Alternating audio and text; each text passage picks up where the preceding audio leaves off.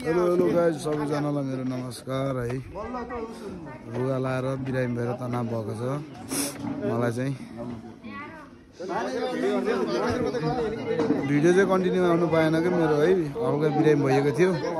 आज चाहिँ हल्का बिसी भएको छ कि केही बढी हल्ला छ। आज के हल्ला छ भने चाहिँ आज हाम्रो गाउँमा आमा समूहहरूले भैलो खुवाउने कार्यक्रम छ है।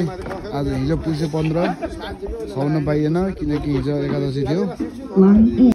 ल यही हो है। आमा के छ, ठिक छ नि? आज 16 गते, हिजो एकादशी भएर नखाएको अरे के।